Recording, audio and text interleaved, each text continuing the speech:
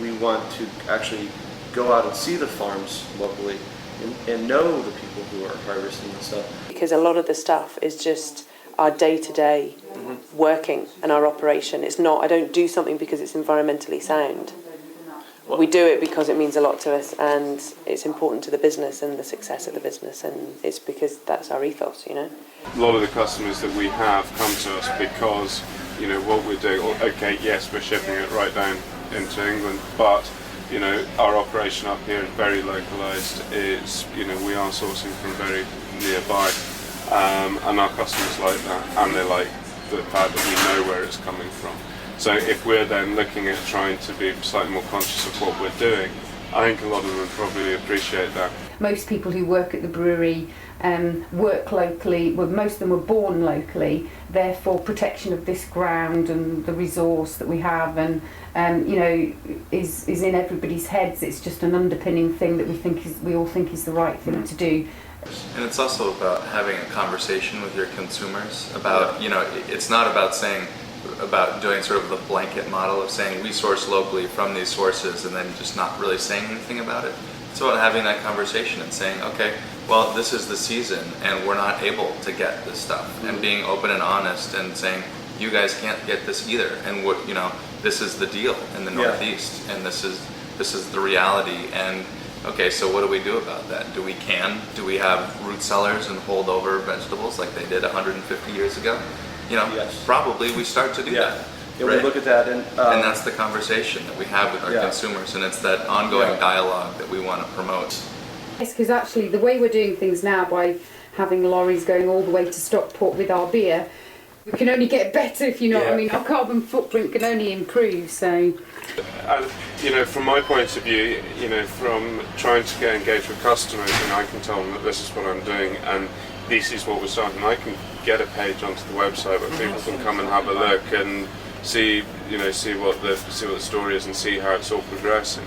A lot of people are maybe a bit surprised when they come here. They're not expecting the environmental side, and then they get it, and it's hopefully a welcome change.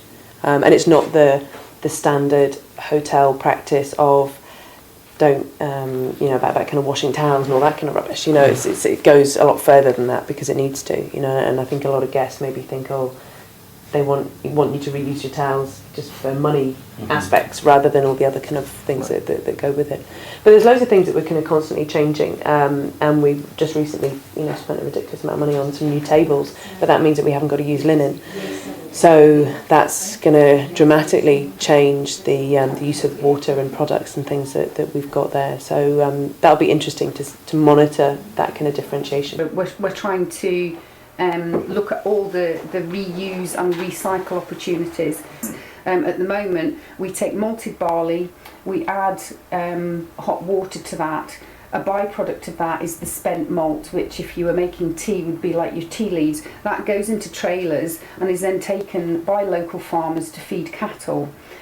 Even our office paper is shredded, and that's given to another local company to use for packaging for their products. The beef would be coming in from the farm Dallas and going into Elgin for slaughter, and then coming into our facility here. Pork would be the same. Okay. Coming from and then lamb actually gets slaughtered at a different slaughterhouse near Aviemore, and then comes into here as well. All right. So, and then presumably a number gets spat out at the end of this. Well, there's a number here,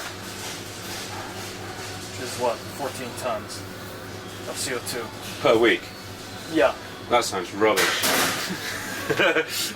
And when we see that map and we see things that are far away, we can say, okay, how can we get this ingredient closer to us? Or how can we change our menu to use an ingredient that would be more locally sourced? Like when we look at our sugar, you know, sugar comes from, you know, Central and South America for the most part. You know, could we use honey or maple syrup, which comes from right up the street?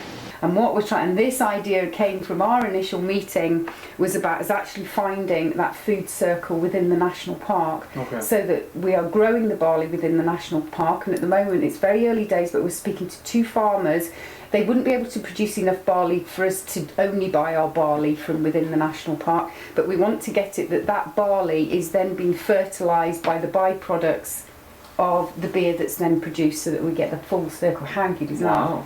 You know, and the fact that we've saved 190,000 tonnes of CO2 is quite impressive, you know what I mean? Yeah. And if that could be in there, because at the moment, if you had a customer who's looking at the information, oh yeah, that's all very well, they've had 50 people from Germany or whatever, but what other information are they getting here that we're making a difference? They can't see any difference there, you know what I mean? Absolutely. So that's maybe one of the other things it could be for development. Yes, we have this philosophy Yeah. of like why we're doing it, Yeah. but ultimately Yeah, the thing that trumps all Yeah. is that the food tastes better. Tastes better, yeah.